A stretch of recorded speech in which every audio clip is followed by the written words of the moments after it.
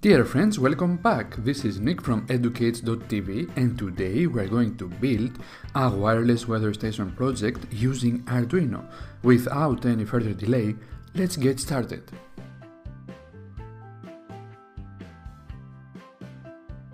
Today's project is this, a wireless weather station with a big 3.2-inch color TFT display. As you can see, the project is up and running and it displays the current date and time, the indoor temperature and humidity, and the outdoor temperature and humidity. The readings of the outdoor sensor are updated every second in order to demonstrate that we have a reliable communication link established with the transmitter, which is outside at a distance of 5 meters. The readings of the indoor sensor are updated once every minute. The heart of the project is the fast Arduino Due, and as you can see, there is no flickering of the screen when the values are updated. Let's now see the transmitter. The transmitter is much simpler. It consists of an Arduino Nano, a DHT22 sensor, and the NRF24L01 wireless transceiver module. The transmitter reads the temperature and the humidity every second and sends them to the receiver via the NRF24L01 module.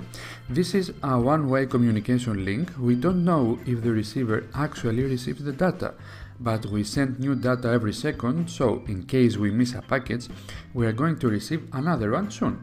Let's now see how to build this project. The parts needed for this project are these: an Arduino Due or a Mega, an Arduino Nano, a 3.2-inch color TFT display, 2 DHT22 sensors, a DS3231 real-time clock module, 2 NRF24L01 wireless transceiver modules, 2 breadboards, some header pins, and some wires. The cost of the project is around $40. You can find links for all the parts in the description of the video. You can lower the cost of the project by $5 if you use the Arduino Mega instead of the Arduino Due. I haven't tested it, but it should work fine as well, but it will be much lower. Let's now connect all the parts together. Before we start, I highly recommend you to watch a couple of videos before attempting to build this project. That's a difficult project for beginners. There are many things that can go wrong, so it requires some experience. That's the reason I encourage you to build the project shown in these videos first. Just click on the card here to watch them. Let's first build the transmitter. It is very simple. We connect the output pin of the sensor to digital pin 4 of the Arduino Nano. We connect the ground and VCC and we are ready. All we have to do now is to connect the NRF24L01 wireless module. Please watch the NRF24L01 tutorial I have prepared in order to see how to connect it. The receiver part is a bit trickier. We have to use 7 header pins and bend them like this. Then we have to place them at the following pins. We need 1 to ground and 1 to 3.3 volts. We need 2 at the I2C pins. We need the remaining 3 to digital pins from 6 to 8. We also have to solder 3 wires to the hardware SPI pins of the Arduino Due pins. We need MOSI, MISO and SCK. Check the diagram carefully. We can't use female wires since the display won't fit with the wires attached. We connect the wires to the header pins and we are ready to attach the display. We connect ground and 3.3 volts to the breadboard. Next we connect the ground and VCC of the DHT22 module and the DS3231 module to the breadboard ground rail and VCC rail.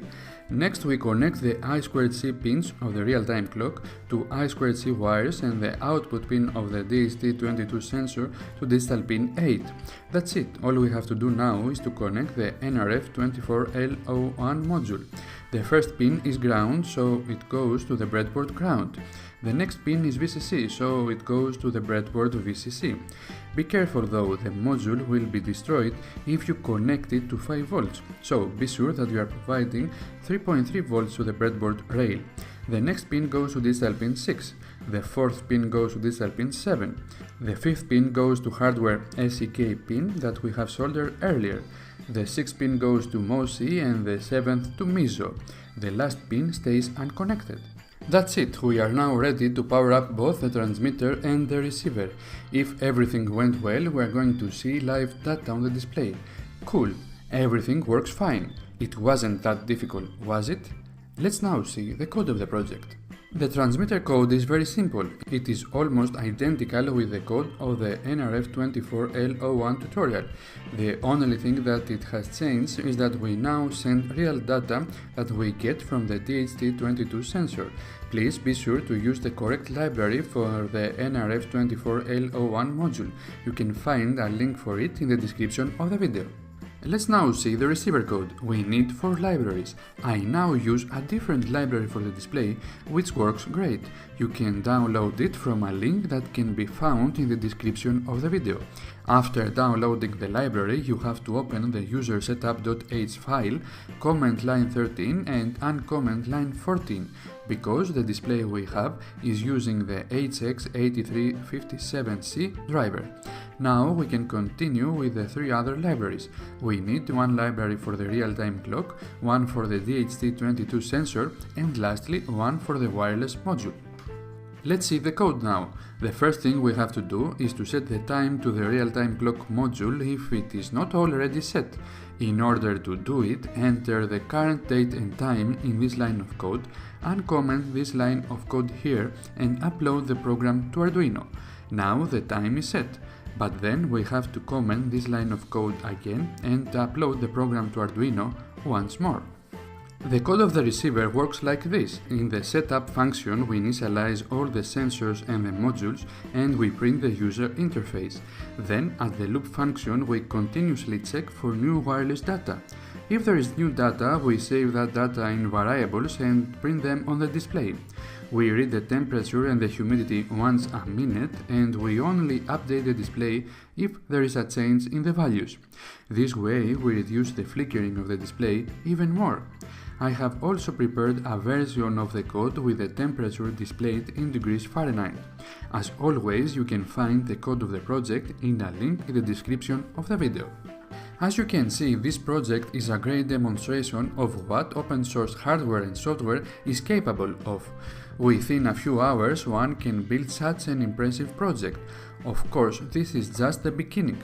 We can add many more features to this project. I will soon add a button so we can display graphs and have different modes. We can also add more sensors, data logging, internet connection and so on. We are using the Arduino Due, so we have plenty of memory to implement many more things. I would love to hear your opinion on this project. How do you want to see it evolve?